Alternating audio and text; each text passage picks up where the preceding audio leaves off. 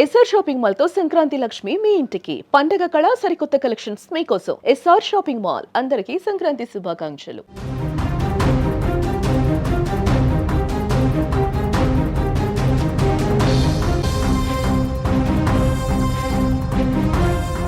ప్రయాణం ఎప్పుడూ ఒక గమ్యం కోసమే మొదలవుతుంది. కొందరు ఇంటికి వెళ్లే తొందరలో, మరికొందరు పని మీద వెళ్తూ ఉంటారు. ఇంకొందరు తమ వాళ్ళను కలుసుకోవాలనే ఆశతో ప్రయాణిస్తుంటారు. కానీ ఆ ప్రయాణమే చివరిదని తెలిస్తే, ఎక్కిన రైలే యమపాశమవుతుందని ఊహిస్తే, సరిగ్గా ఇలాంటి ఘోరం థాయిలాండ్లో జరిగింది. అభివృద్ధి పేరుతో జరుగుతున్న పనులు 22 మంది అమాయకుల ప్రాణాలు బలి తీసుకున్నాయి. కదులుతున్న రైలు మీదకి మృత్యువులా దూసుకొచ్చింది ఒక క్రేన్. క్షణాల్లో రైలు బోగీలను నుజ్జు చేసి పడేసింది. అసలు అక్కడ ఏం జరుగుతుందో తెలుసుకోలోపే మృత్యువు ముంచుకొచ్చేసింది. బ్యాంకాక్కు సరిగ్గా 230 కిలోమీటర్ల దూరంలో ఉన్న సికియో జిల్లాలో హైస్పీడ్ రైలు ప్రాజెక్టు కోసం నిర్మాణ పనులు జరుగుతున్నాయి. ఆ నిర్మాణ పనుల్లో ఉన్న ఓ క్రేను అదుపు తప్పి కింద పడిపోయింది. అదే సమయంలో కింద ఉన్న పట్టాలపైకి ఓ ప్రయాణికుల రైలు వెళ్తోంది. క్రేను పట్టడంతో ఆ రైలు బోగీలు ఒక్కసారిగా పట్టాలు తెప్పాయి. కొన్ని బోగీల్లో మంటలు కూడా వచ్చాయి.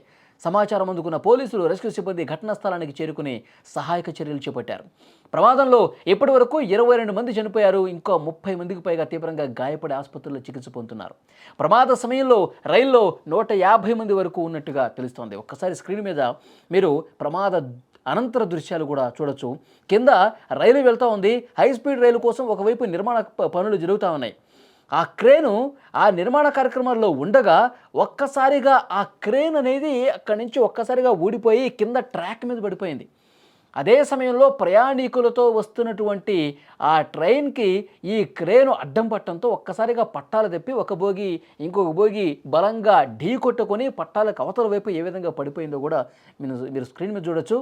150 మంది ప్రయాణికులతో వెళుతున్నటువంటి ఆ ట్రైను ఒక్కసారిగా అదుపు తప్పి ఒకదాన్ని ఢీ కొట్టినప్పుడు మంటలు కూడా వ్యాపించాయి.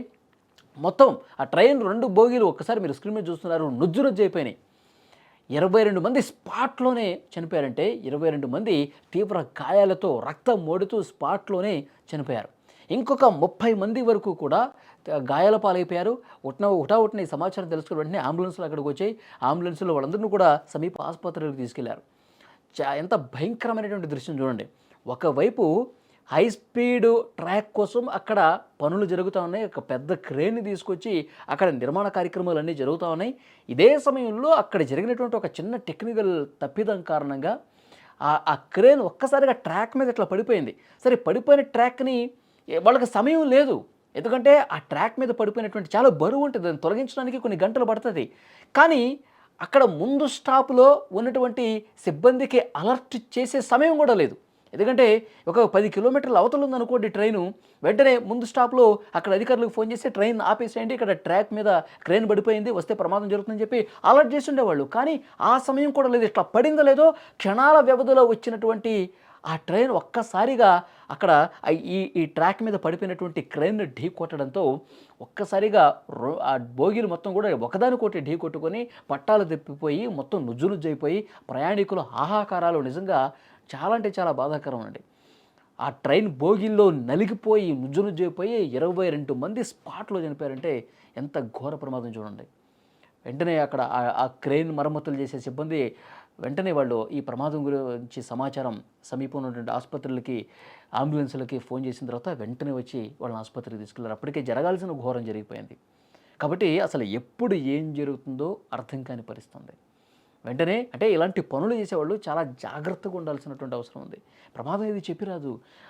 అలాంటి ప్రమాదాలకు అవకాశం ఉంది కాబట్టి అక్కడ కింద రైళ్లు వెళ్తాయి కాబట్టి ప్రయాణికులతో కూడినటువంటి కింద ట్రాక్ ఉంది కాబట్టి చాలా అప్రమత్తంగా జాగ్రత్తగా ఏమాత్రం నిర్లక్ష్యం లేకుండా ఏమాత్రం ఏమరపాటు లేకుండా అక్కడ ఉన్నటువంటి సిబ్బంది వ్యవహరించాల్సి ఉండే. కానీ పరిస్థితి వాళ్ళ చేయి దాటిపోయింది. అనుకోని ప్రమాదం జరిగింది. ఈ ప్రమాదంలో 22 మంది చనిపోయారు. ఇంకా ఆసుపత్రిలో ఉన్న 30 మందిలో కూడా చాలామంది పరిస్థితి విషమంగా ఉన్నట్టుగా తెలుస్తోంది. చాలా అంటే చాలా బాధాకరమైనటువంటి వార్త.